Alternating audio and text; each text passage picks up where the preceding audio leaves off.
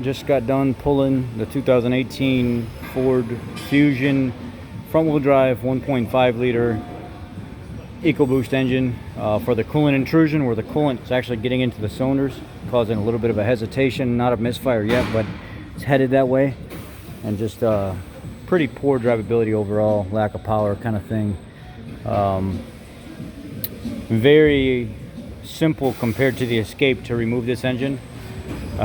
There's not a lot of loops you got to jump through or anything like that. It's pretty easy to pull this motor compared to the Escapes. And you know the Escapes, those of you that have been on this channel for a while and have seen me pull the Escape motors, they're a lot different than this. This is a lot simpler to pull it out because there's more room to work under the hood. So now what I'll do is I'll get into just basically, I'll start just ripping all the plastic and stuff down on here. Try to make a video for myself just so when I go back, if anything's out of place or I didn't put something quite back where it goes, this is a good reference for me to go back to. You see the difference on the Escapes is I got to pull the AC lines out on the Escapes. Here all I have to do is unbolt them and lay them over in the center of the engine. On the Escapes I have to pull this off of the motor, this coolant line. I got to pull it off the motor back here and leave it in the engine bay. This one I don't have to do that. I could just undo these two connectors right here very carefully and then unplug this part right here from the surge tank and just lower the whole piece together. On the Escapes there's less room between this here, the front of the intercooler, and the actual fans by the radiator. On the Escape, you can't remove the top surge hose right here for the surge tank.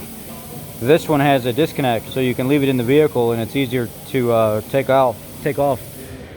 You don't have as much room to work right here at the bottom of the radiator. I have access to all three of those connectors right there on the bottom, like here, here, and here. And I could just pull all these off through this hole right here and then reach over here and finish pulling the lines off and let them hang. And the Escape, you don't have that option to do that. It's kind of a cramped area and you're sitting there fighting hose clamps to get them off. So this is a lot simpler.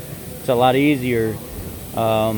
This motor here has shield guards for stuff where the Escape doesn't have that. It doesn't have as much room in the engine bay. Also, the PCM connector for the Fusion motor sits right there. So you literally just unplug the PCM and then one connector over to the side and you lay the whole harness over in the center of the engine. And then here, the trans lines you can keep pointed in a upward position so they don't leak out. And then you just fish your harness here because the trans lines go through this way and plug into the block.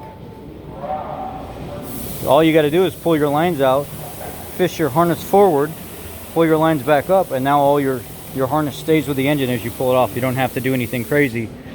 This here is just a loop. It's one of the coolant pumps, and it sits right here on this rubber block.